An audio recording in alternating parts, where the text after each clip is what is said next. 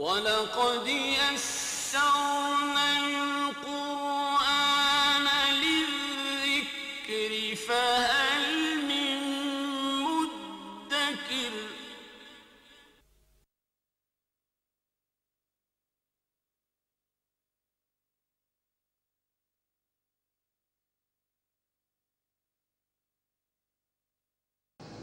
اعوذ باللہ من الشیطان الرجیم بسم اللہ الرحمن الرحیم وقیل للذین اتقوا ماذا انزل ربکم قالوا خیرا للذین احسنوا فی هذه الدنیا حسنہ ولدار الآخرة خیر ولنعم دار المتقین صدق اللہ العظیم۔ فرمایا پوچھا جائے گا ان لوگوں سے جنہوں نے اللہ کی تقوی کی روش اختیار کی، جو اللہ سے ڈرتے رہے۔ ماذا انزل ربکم، تمہارے رب نے کیا چیز نازل فرمائی؟ پہلے مشرکین سے پوچھا گیا، سرداران قریش سے، تو انہوں نے کہا تھا کہ کچھ نہیں ہے، کچھ اگلے افسانے ہیں، کچھ داستانیں ہیں اور کچھ نہیں ہیں۔ لیکن متقین سے، اللہ سے ڈرنے والوں سے جب پوچھا گیا کہ ماذا انزل ربکم قالوا خیرا، جواب دیا کہ جو کچھ نازل فرمایا وہ خیر ہی خیر ہے، بہت عمدہ ہے۔ للذین احسنوا فی هذه الدنیا حسنہ، جن لوگوں نے اس دنیا کی زندگی میں احسان کی روش اختیار کی، حسن عمل کا مظاہرہ کیا، نیکی اور بھلائیاں ان کی زندگی میں رہیں، ان کے لیے بھلائی ہے، حسنہ ہے۔ وَلَدَارُ الْآخِرَةِ خَيْرٌ، اور آخرت کا گھر تو بہت ہی بہتر ہے۔ وَلَنِعْمَ دَارُ الْمُتَّقِينَ، اور کیا ہی خوب ہے وہ گھر پرہیزگاروں کا، متقین کا، اللہ سے ڈرنے والوں کا۔ جنات عدن يدخلونها، وہ رہائشی باغات ہوں گے جن میں وہ داخل ہوں گے، تجری من تحتها الانہار، ان کے دامن میں ندیاں رواں ہوں گی، لہم فیہا ما یشاؤون، ان کے لیے وہ سب کچھ ہوگا جو وہ چاہیں گے۔ کذالک یجزی اللہ المتقین، اسی طرح اللہ تعالیٰ بدلہ دے گا متقین کو، پرہیزگاروں کو، تقوی اختیار کرنے والوں کو۔ الذین تتوفاہم الملائکۃ طیبین، وہ لوگ کہ فرشتے جب ان کی روح قبض کرتے ہیں اس حال میں کہ وہ بہت ہی پاکیزہ روحیں ہیں، شرک اور معصیت کی آلودگی سے پاک ہیں، اللہ کی یہ نیک بندے۔ یقولون سلام علیکم، فرشتے انہیں کہتے ہیں کہ تم پر سلامتی ہو۔ ادخلوا الجنۃ بما کنتم تعملون، داخل ہو جاؤ جنت میں اور بسبب اس کے کہ جو عمل تم کرتے رہے، یہ تمہارے نیک اعمال کا بدلہ ہے۔ هل ينظرون الا ان تاتيهم الملائکۃ او یأتی امر ربک، کیا وہ اب اس انتظار میں ہے کہ فرشتے ہی آ جائیں ان کے اوپر، یا ان کے رب کا کوئی آخری حکم فیصلہ آ پہنچے؟ کذالک فعل الذین من قبلہم، اسی طرح کرتے رہے ہیں وہ لوگ جو ان سے پہلے تھے۔ پہلے قوموں کی بھی یہی حرکتیں تھیں، یہی انداز تھا مخالفت کا، یہی اعتراضات تھے۔ تو اب کس چیز کے منتظر ہیں کہ اللہ کا آخری حکم پہنچ جائے، عذاب آ جائے۔ وما ظلمهم اللہ، اور اللہ تعالیٰ نے تو کسی پر ظلم نہیں کیا، ولیکن کانوا انفسهم یظلمون، لیکن یہ لوگ خود ہی اپنی جانوں پر ظلم ڈھاتے رہے۔ فاصابهم سیئات ما عملوا، تو پھر ان کے کیے کی سزا انہیں پہنچی، جو وبال تھا ان کے اعمال کا وہ انہیں پہنچ کر رہا۔ وحاق بهم ما كانوا به يستهزئون، اور گھیر لیا انہیں اس چیز نے جس کا مذاق اڑاتے تھے، یعنی وہ عذاب جو ہے وہ ان پر مسلط ہو گیا اور اس نے آ کر گھیر لیا۔ وقال الذين اشركوا لو شاء الله ما عبدنا من دونه من شيء، اور کہا ان لوگوں نے جنہوں نے شرک کیا تھا کہ اگر اللہ تعالیٰ چاہتا تو ہم نہ پوچھتے اللہ کے سوا کسی چیز کو، نحن ولا آباؤنا، نہ ہم اس شرک میں ملوث ہوتے اور نہ ہمارے آباء و اجداد، ولا حرمنا من دونه من شيء، اور نہ ہم اللہ کی اجازت کے بغیر کسی شے کو حرام کرتے۔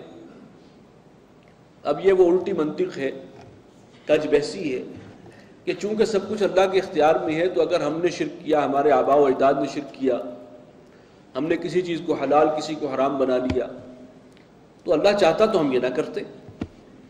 گویا اس کے اختیار میں تھا اور اس نے جو ہے اسی کی چاہت شامل تھی۔ تو یہ ایک ہے کج بحثی اور الٹی منطق بگاڑنا، یہ بھی ان کا شیوا رہا ہے تمام قوموں کا۔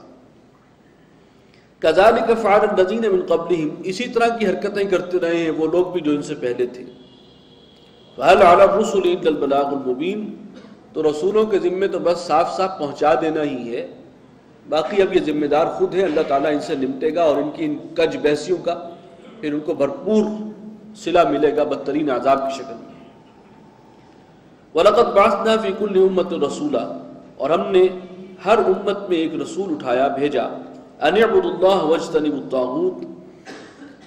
کہ بندگی کرو اللہ کی اور بچو طاغوت سے، یعنی جو بھی اللہ کے سوا کسی اور کو پوجنے کا نظام ہے، پرستش کا نظام ہے، شیطان کی اطاعت ہے، وہ سب طاغوت ہے، اس سے بچو۔ فَمِنْهُمْ مَنْ هَدَى اللَّهُ، تو ان میں وہ بھی ہیں جنہیں اللہ تعالیٰ نے ہدایت فرمائی، وَمِنْهُمْ مَنْ حَقَّتْ عَلَيْهِ الضَّلَالَةُ، اور ان میں کوئی ایسا بھی ہے کہ جس پر گمراہی جو ہے وہ مسلط ہو کر رہی، اللہ کی طرف سے اس کی گمراہی پر مہر ثبت کر دی گئی۔ فَسِيرُوا فِي الْأَرْضِ فَانظُرُوا كَيْفَ كَانَ عَاقِبَةُ الْمُكَذِّبِينَ،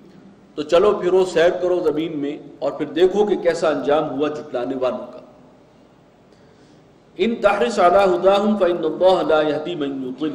اے نبی اگر آپ ان کی ہدایت کے بہت زیادہ متمنی ہیں، آپ کی شدید خواہش ہے، شدید آرزو ہے کہ کسی طرح راہ ہدایت پر آ جائیں، تو فإن اللہ لا یہدی من یضل، اللہ تعالیٰ اسے تو ہدایت نہیں دیتا جسے وہ خود گمراہ کر دے۔ یہ چونکہ میں نے عرض کیا تھا کہ بالکل مکی دور کے آخری صورتوں میں سے ہے کہ اب ان کی گمراہی پر اللہ کی طرف سے مہر لگ چکی ہے، حق تو منکشف ہو چکا، بات واضح ہو چکی، اب تو تعصب ہے، تکبر ہے، ضد ہے، حسد ہے، جس کی وجہ سے یہ حق کو قبول نہیں کر رہے، تو گویا اللہ نے ان کو اب خود گمراہ کر دیا ہے، تو اب ان کو خود اللہ ہدایت نہیں دے گا۔ آپ کی خواہش اپنی جگہ، لیکن اللہ کا فیصلہ اپنی جگہ ہے۔ وَمَا لَهُم مِّن نَاصِرِينَ، اور ان کا اب کوئی مددگار نہ ہوگا۔ وَأَقْسَمُوا بِاللَّهِ جَهْدَ أَيْمَانِهِمْ، اور قسمیں کھاتے ہیں اللہ کی بڑے شد و مت سے، لا يبعث اللہ من یموت، قسم کھا کر یہ بات کہتے ہیں کہ اللہ تعالیٰ مرنے کے بعد کسی کو نہیں اٹھائے گا۔ ہم ہر طرح کی قسم دینے کو تیار ہیں، ہر طرح کی ضمانت دینے کو تیار ہیں۔ بلا وعدا علیہ حقا، کیوں نہیں، وعدہ ہے اللہ کے ذمے سچا، ولکن اکثر الناس لا یعلمون، لیکن اکثر لوگ اس بات کو نہیں جانتے۔ لِيُبَيِّنَ لَهُمُ الَّذِي يَخْتَلِفُونَ فِيهِ، اللہ تعالیٰ انہیں اٹھائے گا، ابھی تو قسمیں کھا رہے ہیں نا کہ موت کے بعد نہیں اٹھنا، انہیں اٹھائے گا، کھڑا کرے گا، تاکہ ان پر ظاہر کر دے جن باتوں میں یہ اختلاف کرتے رہے۔ وَلِيَعْلَمَ الَّذِينَ كَفَرُوا أَنَّهُمْ كَانُوا كَاذِبِينَ، اور تاکہ یہ کافر جان لیں کہ وہ جھوٹ بولتے رہے، جھوٹی قسمیں کھاتے رہے۔ انما قولنا لشیء، ہمارا کہنا کسی بات کا، کسی چیز کا، اذا اردناہ ان نقول له کن فیکون، جب ہم فیصلہ کریں، اس کا ارادہ کر لیں، تو ہم کہتے ہیں ہو جا، اور وہ کام ہو جاتا ہے۔ والذین ہاجروا فی اللہ من بعد ما ظلموا، اور وہ لوگ جنہوں نے ہجرت کی اللہ کے راستے میں اللہ کی خاطر، اس کے بعد کہ ان کے ساتھ ظلم کیا گیا تھا،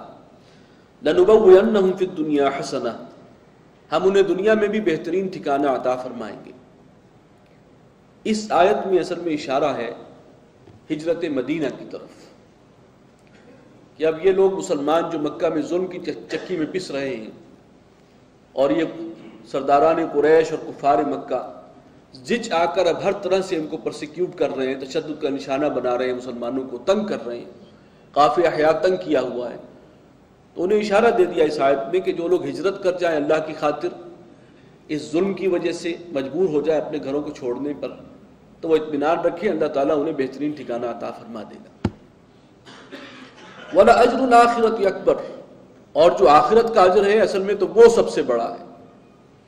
یہ عمل ہجرت کا، اللہ کی خاطر ایک جگہ کو چھوڑنا،